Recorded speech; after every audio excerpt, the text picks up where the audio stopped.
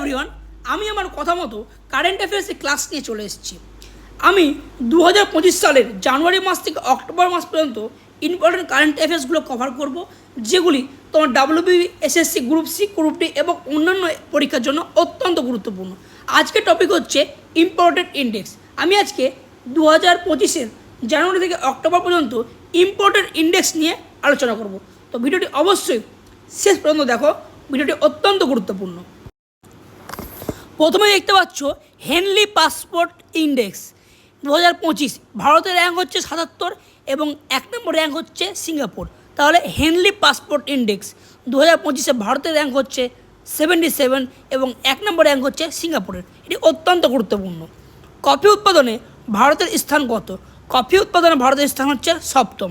Global fire পাওয়ার index 2025 ভারতের স্থান হলো 4র্থ এবং প্রথমে রয়েছে আমেরিকা।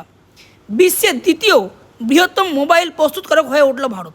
মানে পৃথিবীর দ্বিতীয় বৃহত্তম মোবাইল প্রস্তুতকারক হয়ে উঠেছে ভারত।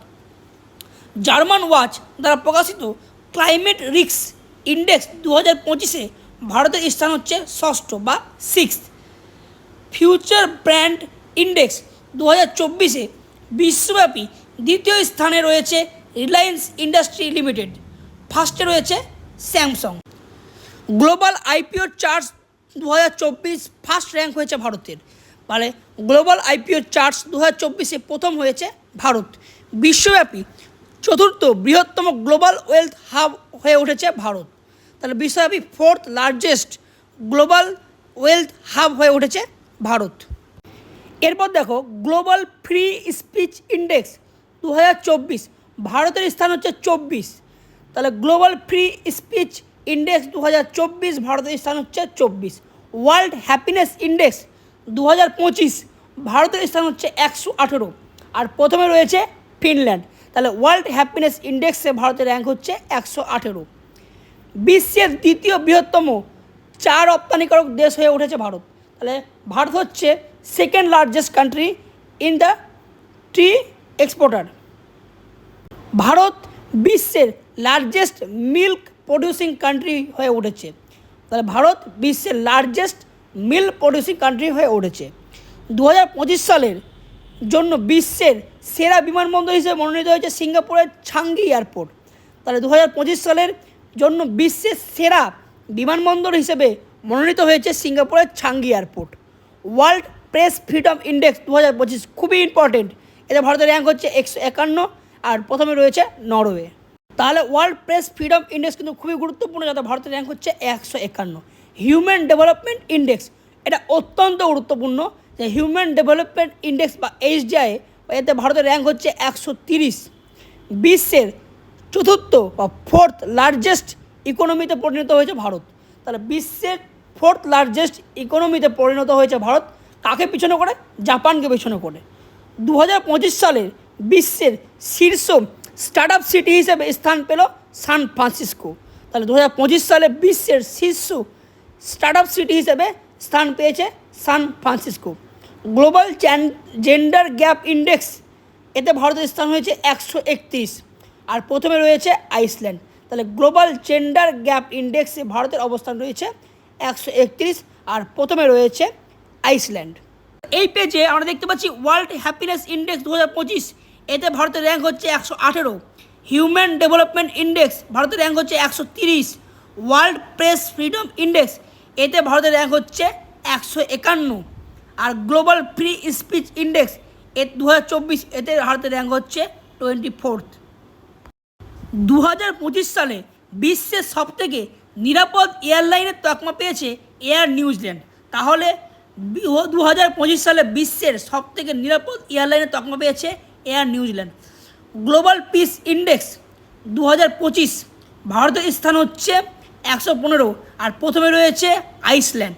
তাহলে গ্লোবাল পিস ইন্ডেক্সে ভারতের স্থান হচ্ছে 115 আর প্রথমে রয়েছে আইসল্যান্ড। গ্লোবাল ইউনিকর্ন ইন্ডেক্স ভারতের স্থান 3rd এবং প্রথমে রয়েছে আমেরিকা। মাছ বা মৎস্য উৎপাদনে ভারতের অবস্থান বিশ্বব্যাপী দ্বিতীয়।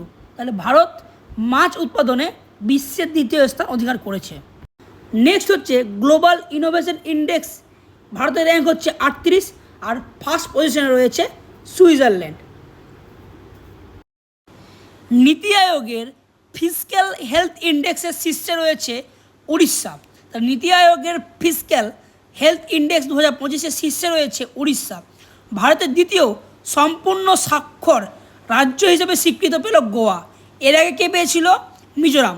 এবার পেল গোয়া। গোয়া দ্বিতীয় রাজ্য যে সম্পূর্ণ স্বাক্ষর হিসেবে স্বীকৃত পেল।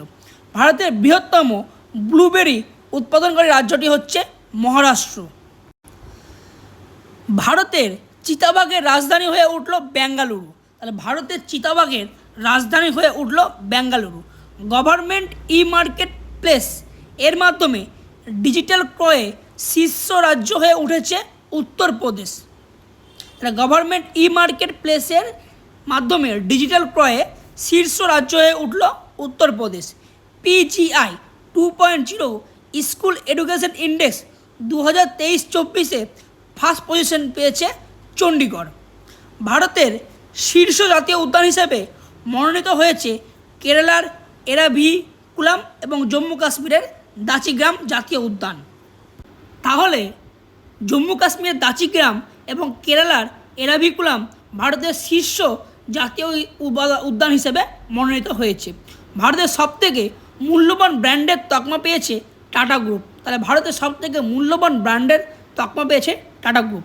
2025 গ্লোবাল আর্টিফিশিয়াল সিটি ইন্ডেক্সের শীর্ষ স্থান পেয়েছে বেঙ্গালুরু। এই বেঙ্গালুরু মানে বিশ্বব্যাপী র্যাঙ্ক হচ্ছে 26।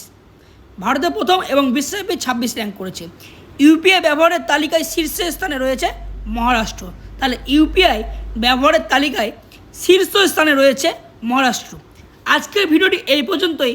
এরপরেও আমরা কারেন্ট অ্যাফেয়ার্সের এরকম করে টপিক ভিত্তিক সাবজেক্ট বিষয় নিয়ে আসব, যেখানে জানুয়ারি থেকে অক্টোবর মাস পর্যন্ত কারেন্ট অ্যাফেয়ার্স কভার করা থাকবে। এরকম ভিডিও পাওয়ার জন্য অবশ্যই আমার চ্যানেলটিকে সাবস্ক্রাইব করো এবং ভিডিওটি ভালো লাগলে অবশ্যই লাইক এবং শেয়ার করো। Thank you so much.